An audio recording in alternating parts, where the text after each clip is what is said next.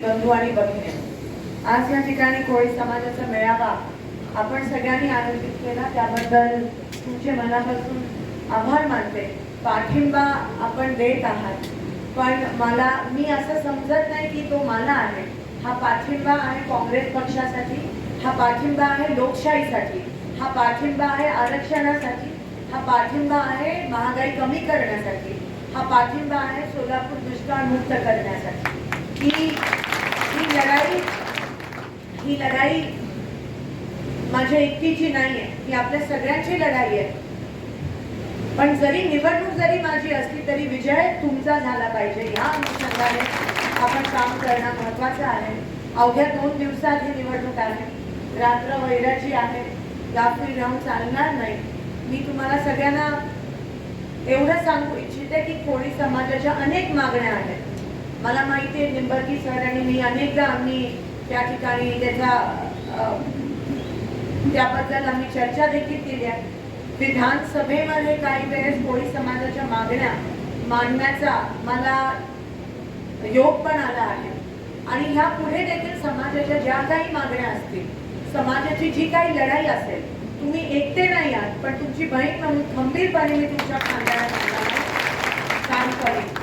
आणि आम्ही खोटं बोलत नाही रेटून बीजेपी सारखं. आम्ही जो शब्द देतो तो पाळतो आणि 100% निवडणुका, इलेक्शन, मत ह्या सगळ्या समाजाच्या अडचणी पुढे किरकोळ गोष्टी वाटतात. आणि हा संघर्ष आपला फक्त निवडणुकीपासून निवडणुकीपर्यंत नाही आहे, पण हा जोपर्यंत आपल्याला न्याय मिळत नाही तोपर्यंत हा आपला संघर्ष आहे. आणि मी तुमच्या सोबत आहे. तुमचा आशीर्वाद असला आणि तुमची सेवा करण्याची संधी मिळाली तर 100% कोळी समाजाचा आवाज हा लोकसभेमध्ये मी मांडण्यास पुढाकार घेईन अशी तुम्हाला या ठिकाणी एक शब्द देते, विश्वास देते. आणि आपण सगळ्यांनी पाठिंबा दिला. वेगवेगळ्या गावातून वस्तीतून आला, आपल्या समाजाचं 100% मतदान झालं पाहिजे याकडे आपण लक्ष देऊ. 100% मतदान म्हणजे काँग्रेसला, सगळ्यांनी 100% मतदान काँग्रेसला केलं पाहिजे अशी मी विनंती करते. आणि तुमची बहीण या नात्याने मी समर्थपणे लढायला या ठिकाणी तयार आहे आणि तुमच्या मागण्या पूर्ण होईपर्यंत आपण शांत बसणार नाही. त्यासोबत पाण्याचा विषय असेल, महागाईचा विषय असेल, मागच्या 10 वर्षात भारतीय जनता पक्षाने आपल्याला फक्त खोटं सांगितलं, तुमच्या मताचा वापर करून घेतला आणि स्वतः मात्र सत्तेची मजा घेतली, तुमचा अपमान केला. कारण जेवढं सांगितलेलं त्याची पूर्तता भारतीय जनता पक्षाकडून झाली नाहीये. तुमच्या बरोबर धोका झालाय. आणि आज म्हणून शिवसेना, उद्धव बाळासाहेब ठाकरे गट असेल, शरद पवार साहेबांची राष्ट्रवादी असेल किंवा आम्ही काँग्रेस, आम्ही सगळे एकत्रित आलो तुमच्यासाठी, तुम्हाला न्याय मिळवून देण्यासाठी. आणि ते करून आम्ही दाखवू एवढंच या ठिकाणी शब्द देते. तुम्ही वेळात वेळ काढून इथे आलात आणि आशेने तुम्ही आमच्याकडे बघत आहात.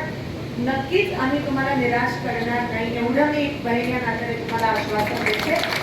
आणि हा जो तुमचा संघर्ष आहे अनेक वर्षापासून तो देखील वाया जाऊ देणार नाही एवढं पण या ठिकाणी मी सांगते. आपण सगळे जोमाने काँग्रेस सोबत राहूया, तर काँग्रेस पक्षाला जाणीव आहे समाजाबद्दल, तुम्ही अनेक वर्षापासून बघितलंय. आणि 100% आम्ही जे काही मागण्या ते पूर्ण करण्यासाठी मी कटिबद्ध शेवटपर्यंत असेल एवढंच या ठिकाणी सांगते. आपण सगळे वेळात वेळ काढून आलात त्याबद्दल मनापासून आभार मानते. 7 तारखेला पहिल्या क्रमांकावर आपलं नाव आहे, चिन्ह आहे आणि तुम्ही आशीर्वाद स्वरूपात मला मतदान करा एवढी विनंती करते. निवडणूक जसं मी म्हणाली एक कारण असतं, एक निमित्त असतं. आम्ही सदैव तुमच्या सोबत आहोत हे या ठिकाणी सांगते आणि आपली रजा घेते. धन्यवाद. जय हिंद, जय भारत.